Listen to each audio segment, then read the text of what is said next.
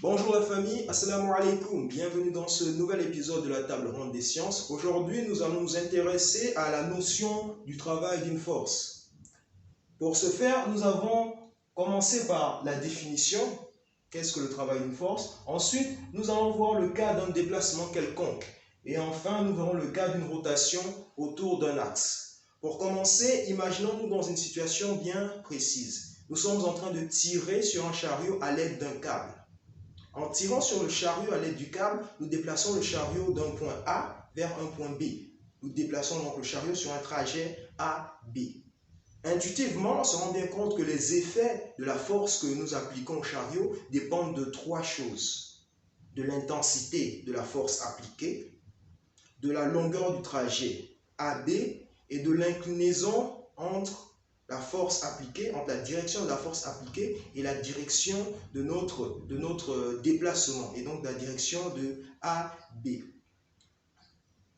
Pour déplacer le chariot de A vers B, il nous faut dépenser une certaine énergie. Donc, en tirant sur le chariot, en exerçant une force sur le chariot, nous dépensons une énergie. Cette énergie dépensée-là, c'est ce que nous appelons le travail de la force. Le travail de la force exercée sur le chariot, c'est l'énergie dépensée pour déplacer le chariot du point A au point B.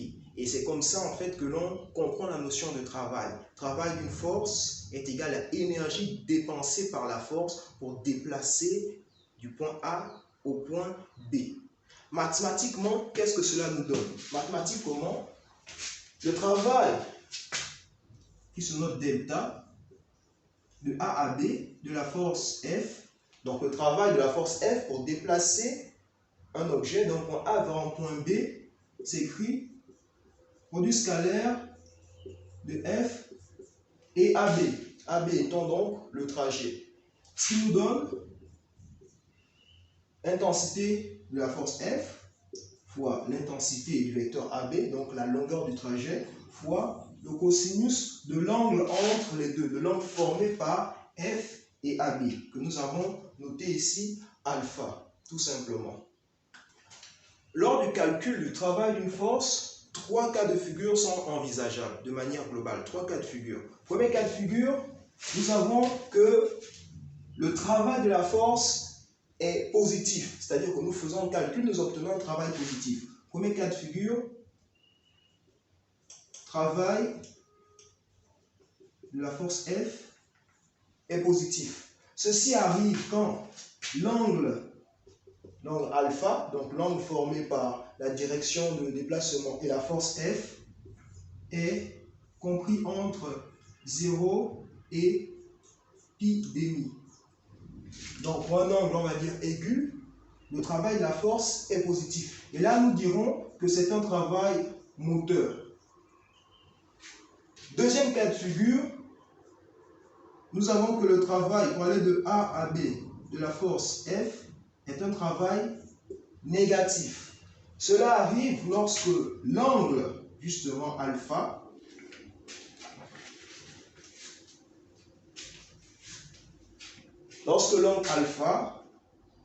est compris entre pi demi, c'est-à-dire 90 degrés, et 180 degrés, donc pi.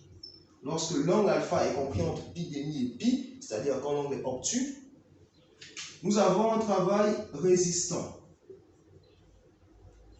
c'est-à-dire qui résiste au déplacement. Et en troisième position, le travail pour aller de A vers B, fourni par la force F, est égal à 0. C'est un travail nul. Et ça, nous l'avons dans le cas où alpha est égal à 90 degrés. Pi demi, c'est un travail nul. Et de là, on tire généralement la règle que les forces qui sont orthogonales, donc perpendiculaires au déplacement, ne travaillent pas. Pourquoi? Parce que leur travail, ici, il est nul. Nous venons de voir de manière globale la définition du travail d'une force sur un trajet rectiligne. AB ici constitue un trajet rectiligne. Pour la deuxième partie, le cas donc du travail d'une force sur un déplacement quelconque, nous allons prendre l'exemple concret du poids, le poids d'un solide. Pour ce faire, nous considérons un solide qui va chuter d'un point A vers un point B. comme cela, le solide chute de A à B.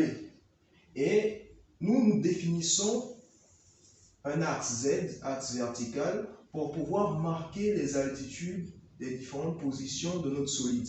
Donc, le solide va de ZA à ZB. L'altitude ZA, ZB. En tombant, le solide décrit une trajectoire quelconque. C'est une trajectoire qui n'est pas rectiligne. La trajectoire, elle est quelconque.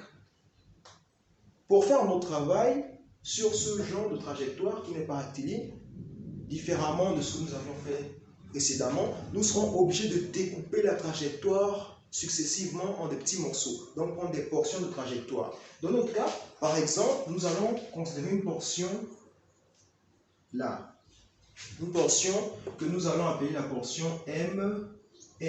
C'est nous qui choisissons la portion MN qui est infiniment petite par rapport au trajet total. Et nous allons calculer le travail du poids sur cette trajectoire, sur cette petite portion MN. Donc, considérons que le solide va de M à N, le poids appliqué va donc dans ce sens.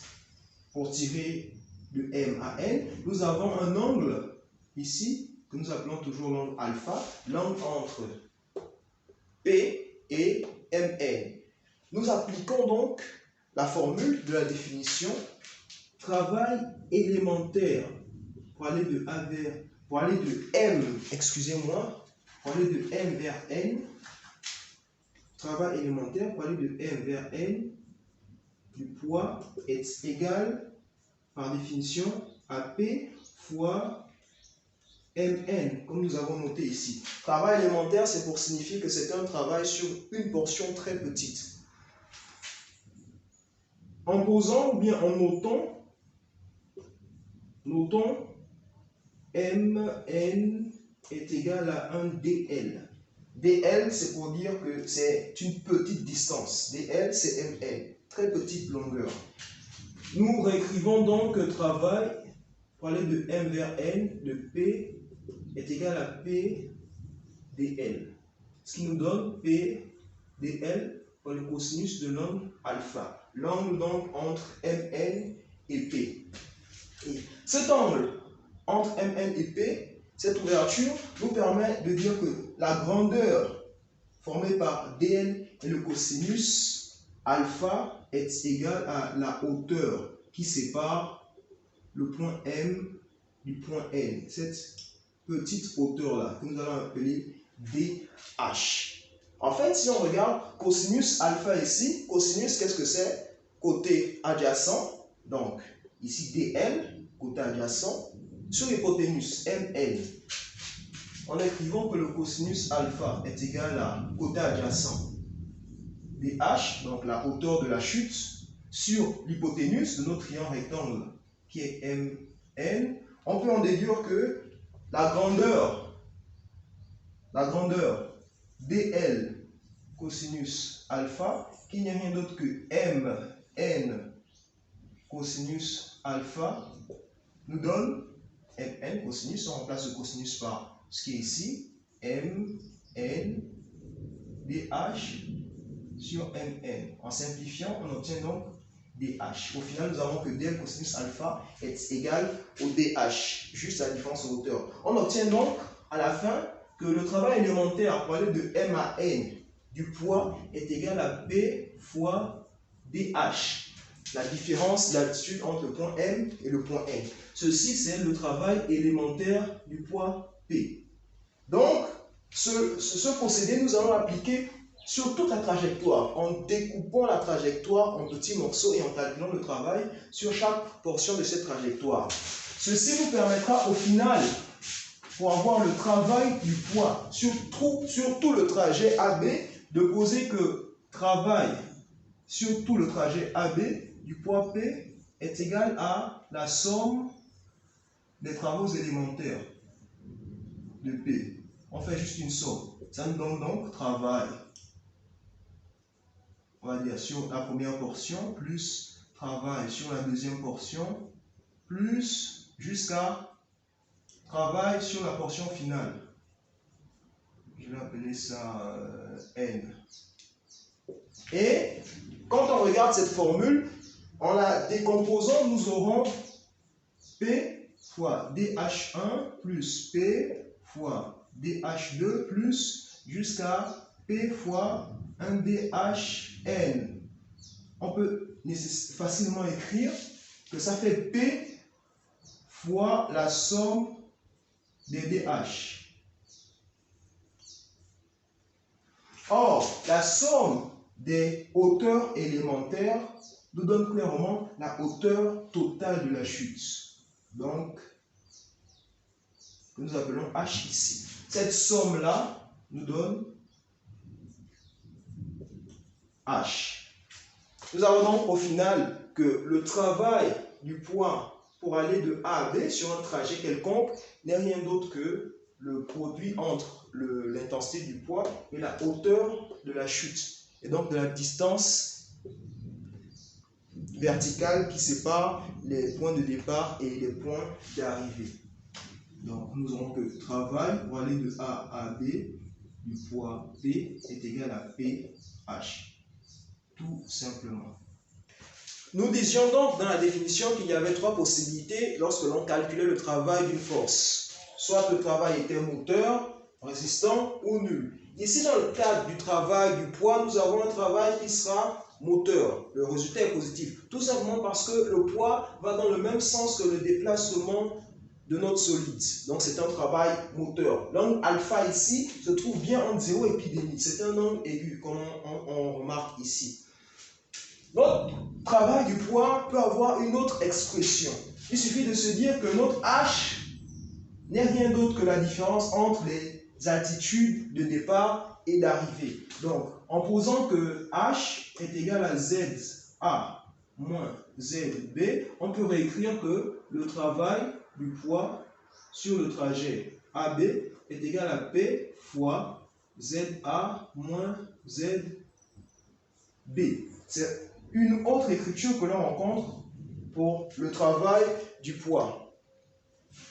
Et donc, après avoir calculé le travail dans le cadre d'une chute ou dans le cadre d'un mouvement quelconque, comme nous remarquons ici, dans le cas d'une rotation, qu'est-ce que nous avons? Je vous invite à regarder nos vidéos précédentes dans lesquelles nous avons parlé de la notion de moment d'une force, c'est-à-dire la rotation provoquée par une force appliquée à un solide. Nous allons utiliser cette notion ici. Considérons une barre qui tourne autour d'un axe delta. La barre se déplacera, donc l'extrémité de la barre à laquelle on applique une force F va se déplacer jusqu'à un certain niveau. Donc nous aurons